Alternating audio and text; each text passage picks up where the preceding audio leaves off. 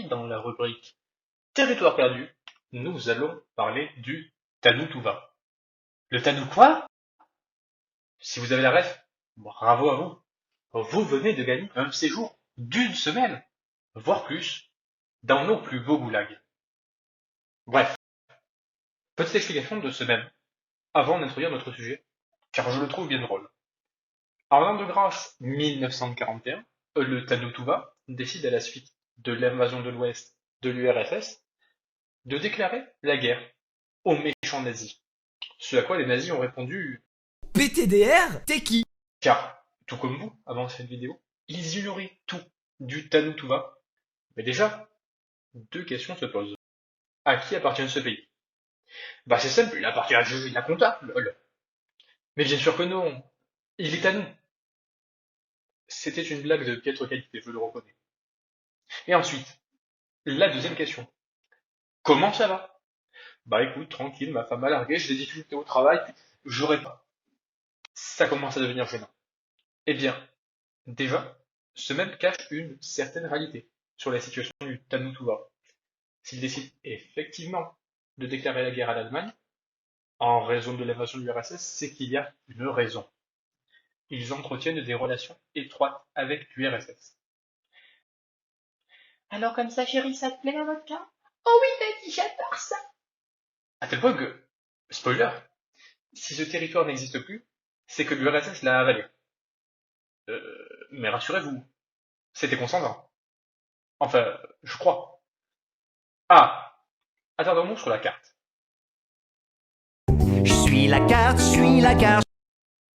Mais non, pas celle-là. Ah, voilà, c'est bien vu. Ce petit bout de territoire, situé au-dessus de la Mongolie, juste ici, là, se nomme le Tanoutuva. On peut y retrouver des steppes désertes, dans lesquelles, parfois, l'on rencontrait un Tuva. Autant dire que cette région de Sibérie ne me donne clairement envie d'y passer mes vacances.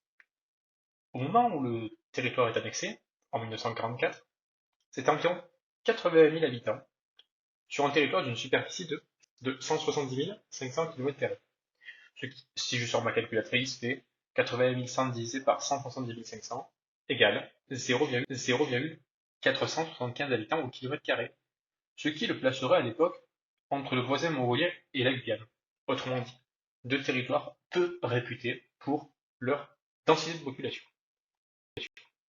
Voyons maintenant comment fonctionnait ce pays aux allures de carte postale, où il serait sympa de siroter un petit cocktail, peinard, les pieds en éventail. Le pays, comprenez la État satellite de l'URSS, a été fondé le 14 août 1921.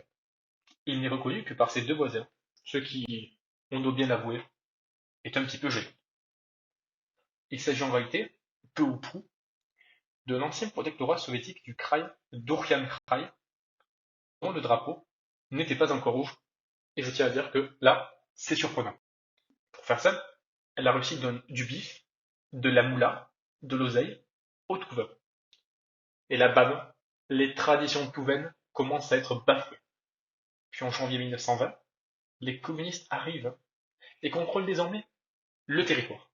Et rebam, un an plus tard, c'est la capitale est alors Belotsak, qui selon Google Trad ne veut absolument rien dire, mais qui, finalement, voudrait dire le roi blanc, bien qu'il n'y ait pas de monarque. Mais en tout cas, c'est sympa de ta part, Nicolas II. J'espère qu'en Russie, ça va bien se passer pour toi. Hein. Parlons de la langue de la culture touvaine.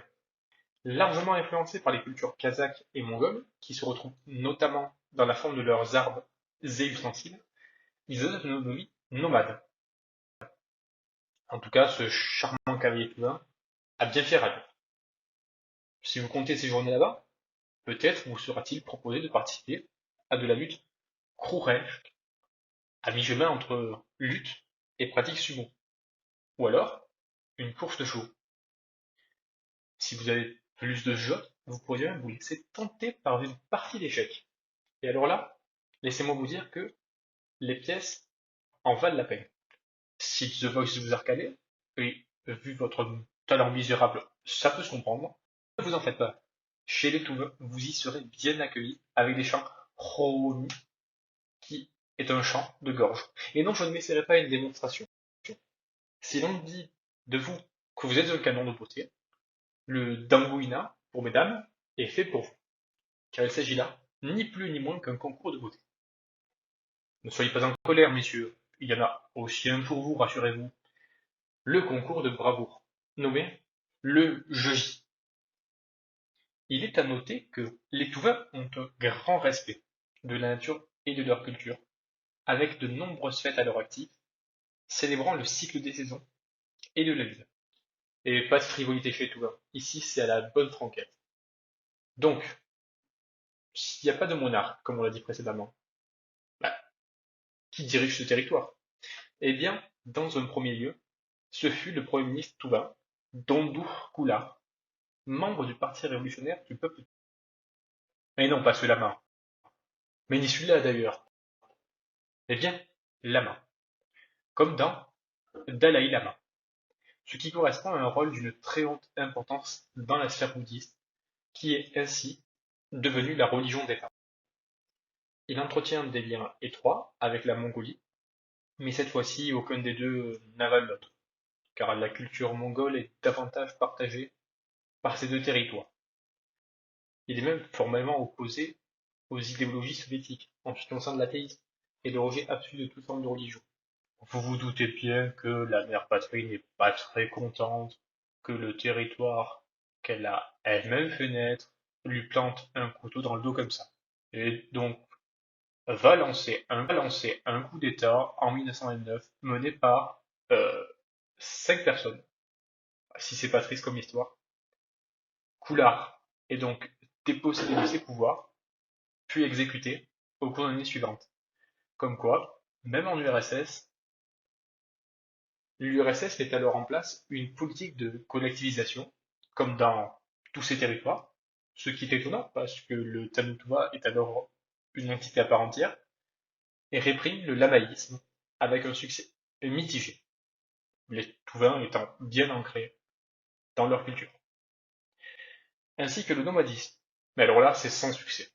En même temps, difficile de devenir sédentaire quand tu croises un individu littéralement tous les 2 kilomètres. Petit fact sympathique sur le Tamil c'est que ce pays était très progressiste. C'est en effet le premier à avoir mis à sa tête une femme, en l'occurrence Kerteg Amchimatokar, qui a dirigé le territoire de 1040 jusqu'à son annexion.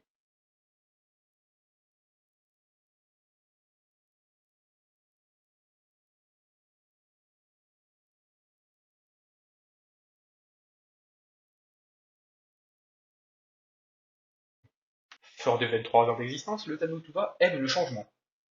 En effet, c'est 7 drapeaux qui se succèdent sur un peu plus de 20 ans. C'est vraiment pas mal.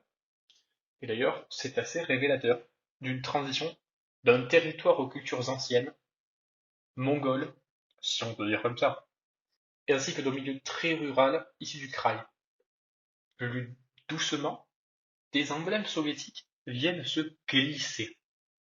Le marteau et la faucille, évidemment, ça va ensemble, les germes de blé, ainsi que l'étoile rouge. Bien que celui de 1930 semble revenir aux sources du territoire, c'est-à-dire un fier cavalier touvain. En 1941, le drapeau s'est uniformisé avec les drapeaux des républiques soviétiques et perd ainsi toute son identité. Ce n'est qu'en 1943, avec la transition vers l'alphabet cyrillique et ainsi une annexion future à prévoir, que se termine l'histoire du Tannu-Tuva. Mais ce n'est pas tout, car aimer le rouge et le mettre sur son drapeau n'est pas suffisant pour certains. La capitale, Belozark, autrefois blanche, devient rouge en langue touvaine ainsi que dans d'autres dialectes turcs. Et là on se dit tous, mais l'URSS, ça n'existe plus. Et les territoires qui étaient sous le joug de l'URSS sont devenus indépendants. Eh bien, vous n'aurez pas tout à fait tort. Mais pas tout à fait raison non plus. Sinon, la Russie ne serait pas aussi grande qu'elle l'est aujourd'hui. Cependant, à la chute de l'URSS, il y a eu des contestations pour retrouver une certaine forme de liberté, d'autonomie. avec de nombreux mouvements. Mais bon, rappelez-vous que les Touvains n'ont pas une très grande population. Aujourd'hui, l'un des facteurs s'opposant à une indépendance du Tanautuva, c'est notamment la très grande russification qui a eu lieu sur le territoire, notamment un tiers de la population est aujourd'hui de culture russe contre 2 tiers de Touvain. Mais c'est aussi que le territoire souffre d'une extrême dépendance. Vouloir l'indépendance, c'est un peu comme se trancher la gorge. C'est prendre un grand risque pour la population. En tout cas, si des mouvements émergent, ce n'est pas pour autant que le Tanautuva risque de devenir indépendant dans les prochaines années. Car, disons-le tout de suite, tout va pas si bien que ça. Eh bien,